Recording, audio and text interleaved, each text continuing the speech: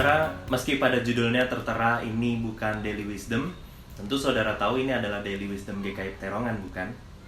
Dengan kata lain, judul tidak selalu bisa dijadikan ukuran seperti apa isinya.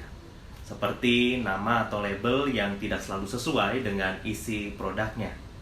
Apalagi kalau yang memberikan judul, nama, atau label itu adalah seseorang yang tidak tahu banyak mengenai isinya. Tentu labelnya akan menjadi sangat jauh dari realita yang ada, tidak menjelaskan seperti apa isinya sesungguhnya. Nah, saudara, hari-hari ini kita semakin sibuk memikirkan apa kata orang tentang kita. Terutama ketika yang diberikan itu adalah setiap label, nama, julukan, penilaian yang negatif yang diberikan untuk kita. Lalu apa yang kita lakukan? Entah kita mencoba melawan, membuktikan diri kita dengan sungguh-sungguh bahwa kita tidak seperti yang dikatakan, ataukah kita segera menerima dan menyalahkan diri sendiri untuk semua itu.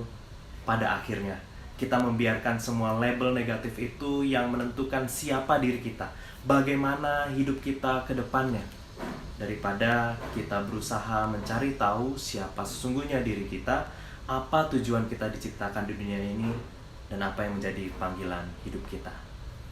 Saudara, orang tidak tahu siapa diri kita sesungguhnya.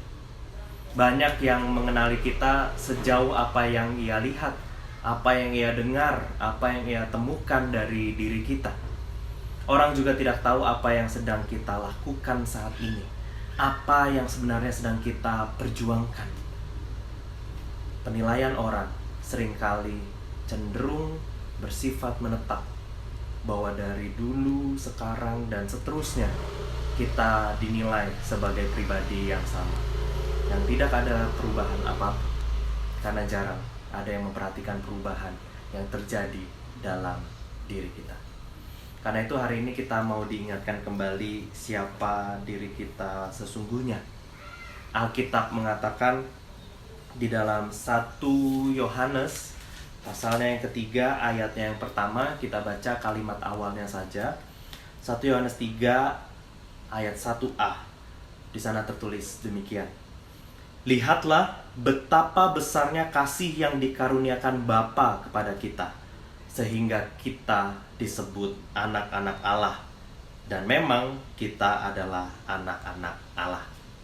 Sekali lagi ya saudara, 1 Yohanes 3 ayatnya yang pertama, bagian yang pertama. Lihatlah betapa besarnya kasih yang dikaruniakan Bapa kepada kita, sehingga kita disebut anak-anak Allah. Dan memang kita adalah anak-anak Allah. Saudara, ayat ini mengatakan bahwa kita ini disebut sebagai anak-anak Allah. Ada sebuah julukan yang diberikan pada kita, yaitu anak-anak Allah. Dan ini bukan hanya sekadar nama. Ayat ini langsung mengatakan hal yang selanjutnya, bahwa dan memang kita adalah anak-anak Allah. Jadi predikat anak-anak Allah itu bukan hanya sebuah julukan yang bisa saja tidak sesuai dengan kenyataannya. Tapi predikat ini sungguh-sungguh nyata, sungguh-sungguh benar bahwa kita adalah anak-anak Allah. Tapi hal lain yang ditemukan pada ayat ini begitu menarik, saudara, bahwa kita disebut sebagai anak-anak Allah.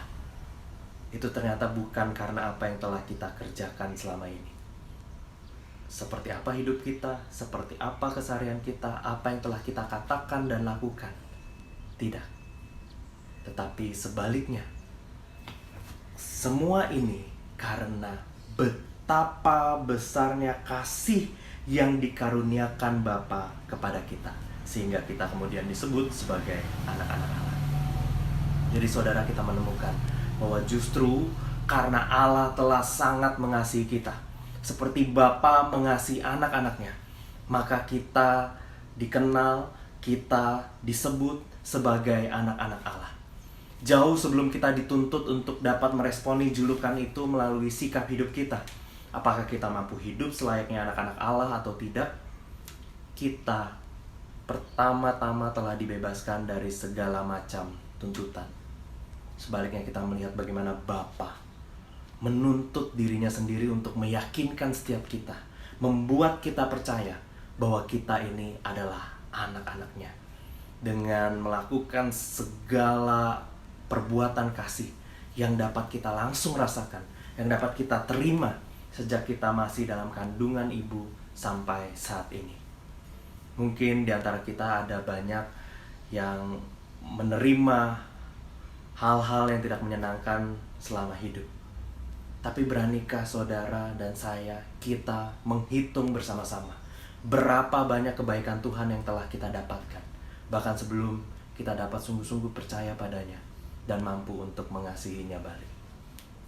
Karenanya saudara, yakin dan percaya bahwa engkau adalah anak-anak Allah, bahwa saya adalah anak-anak Allah, dan kita tidak mau didefinisikan dengan hal apapun juga selain dengan yang satu ini. Karena Bapa telah begitu mengasihi kita dan tidak ada yang bisa menyangkali kenyataan ini. Tinggal kita ke depannya, kita menjalani hidup yang baru, menyesuaikan diri kita sedikit demi sedikit dengan sebuah label yang benar yang dikenakan kepada setiap kita, bahwa kita ini disebut sebagai anak-anak Allah, dan memang kita adalah anak-anak Allah. Tuhan mengasihi kita sekalian. Amin.